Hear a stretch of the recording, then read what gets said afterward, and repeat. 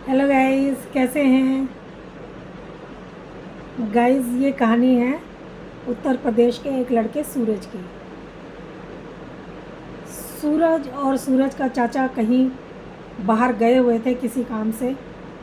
अब 3-4 दिन बाद वो अपने गांव को लौट रहे थे। जब ये लौटते हैं तो बारिश का मौसम होता है और इनको लेकिन अपने गांव पहुंचना होता है। तो दोस्तों, मैं ये सूरज की कहानी आपको सूरज की ही जुबानी सुनाती हूँ। मैं जब चाचा के साथ लौट रहा था तो बरसात का मौसम था। रोड पानी से पूरा भरा हुआ था।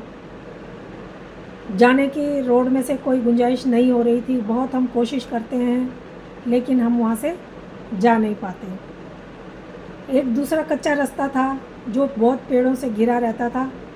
लोग वहाँ से जाने से मना करते थे, डरते थे, कहते थे कि वो रास्ता ठीक नहीं है। पर वो रास्ता थोड़ा ऊंचा था, वहाँ पर पानी नहीं भरा हुआ था। अब हम वहीं से चले जाने की सोचते हैं। जब हम वहाँ से जा रहे थे तो चाचा कहते हैं कि कुछ नहीं होता, लोग तो ऐसे ही बोलते रहते हैं, अफवाहें उड़ाते हैं, कुछ नहीं होता, चलो चलते हैं। अब हम उस रास्ते से जाने लगे। जब हम उस रास्ते से जा रहे थे, चाचा आगे आगे थे, मैं चाचा के पीछे पीछे चला जा रहा था।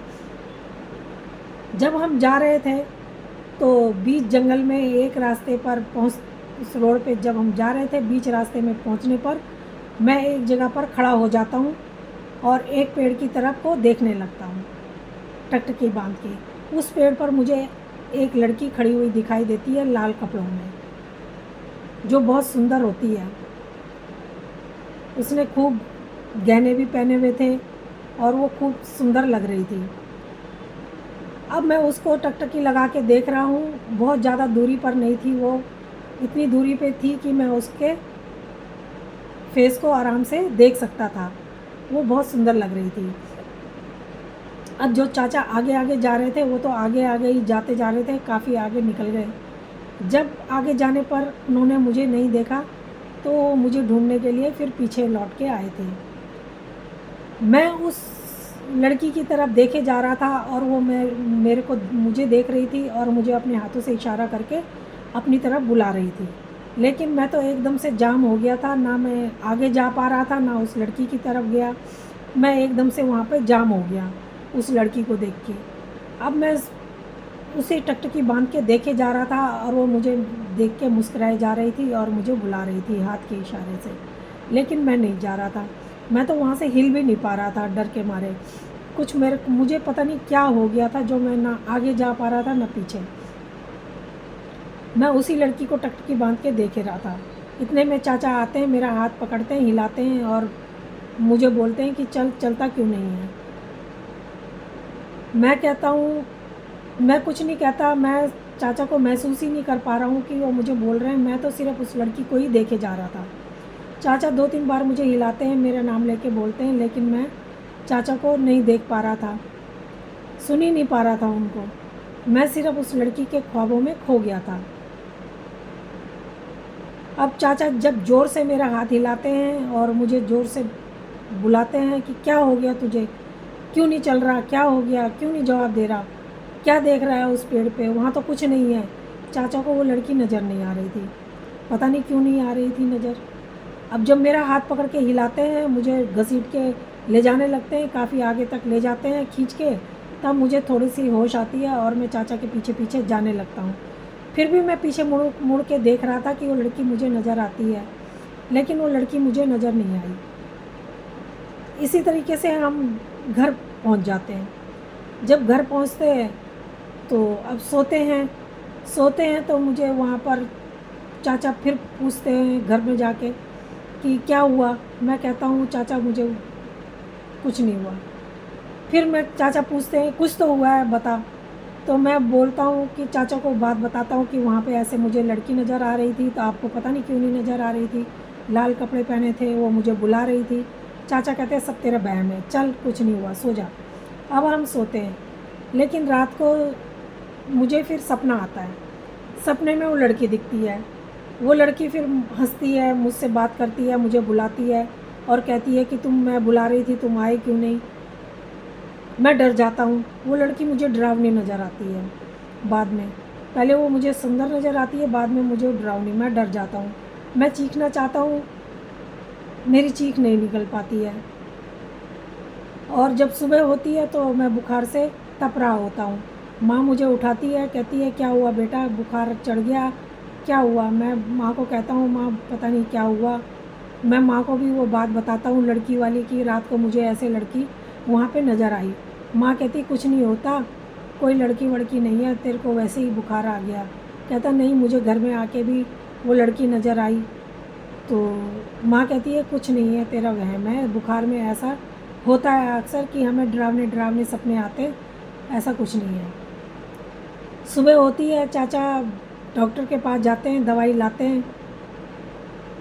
चाचा को मैं बोलता हूँ चाचा मुझे रात को ऐसे सपना हुआ। चाचा कहते हैं बुखार में ऐसा ही होता है। वो भी माँ की तरह बोलते हैं कि बुखार में ऐसे डरावने सपने होते हैं, कुछ नहीं होता। अब चाचा दवाई लाते हैं, मुझे देते हैं, एक खुराक खाता हूँ मैं।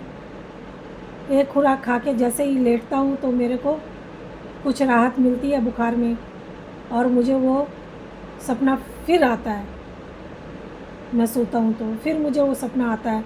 अब मैं देखता हूँ कि वो लड़की जो है मेरे घर में आ गई है और मेरे बेड के पास खड़ी है।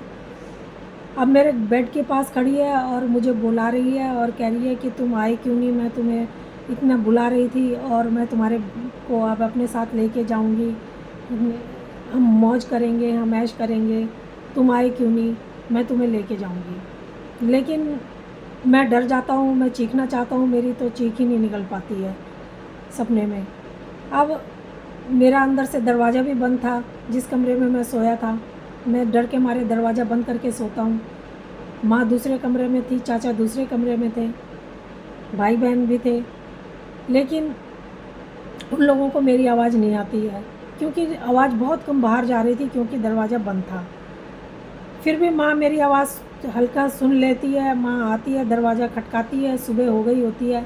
माँ कहती है कि बेटा क्या हुआ, दरवाज़ा खोल, सुबह हो गई। मैं उठ नहीं पाता हूँ डर के मारे बिस्तर से, मैं वहीं पे ही जाम हो जाता हूँ। माँ कहती है क्या हुआ बेटा, दरवाज़ा खोल। मैं उठ नहीं पाता हूँ। इतने में चाचा भी आ जाते हैं। वो कहते हैं क्या हुआ, दरवाज़ा खोल, क्या हुआ, दरवाज़ा खोल। अब मैं जैसे तैसे उठता हूँ, दरवाज़ा खोलता हूँ और चाचा को लिपट जाता हूँ और कहता हूँ चाचा मुझे वही लड़की फिर आई, और वो अब की बार तो मेरे कमरे में भी आ गई थी और मुझसे ऐसे कह रही थी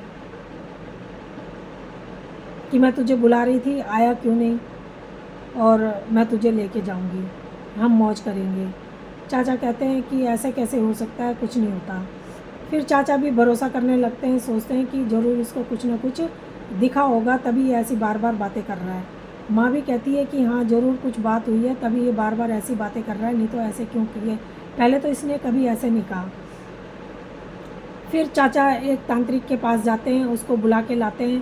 तांत्रिक हमारे घर में आता है, हमारे घर को बांध जाता है और मुझे भी कुछ ताबीज़ पहना के जाता है और मुझे कहता है कि तुम भूल कर भी उस रास्ते में कभी मत जाना, और तुम्हारे घर में तो वो अब आएगी नहीं, तुम्हारे पास वो आ नहीं सकती, लेकिन अगर तुम उस रास्ते पे कभी गए तो वो तुम्हारे लिए ख़तरा पैदा कर सकती है, और उस रास्ते पे तुम्हारे लिए ख़तरा है, इसलिए भूल कर भी कभी उस रास्ते पे मत जाना। बाकी और तो मैंने सब ठीक कर दिया।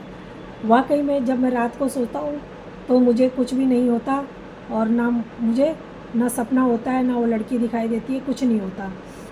और इसी तरीके से अब 2-4 दिन तक हम इंतज़ार करते हैं कि क्या पता हो जाए, लेकिन 2-4 दिन सब ठीक रहता है और ऐसा कुछ नहीं होता।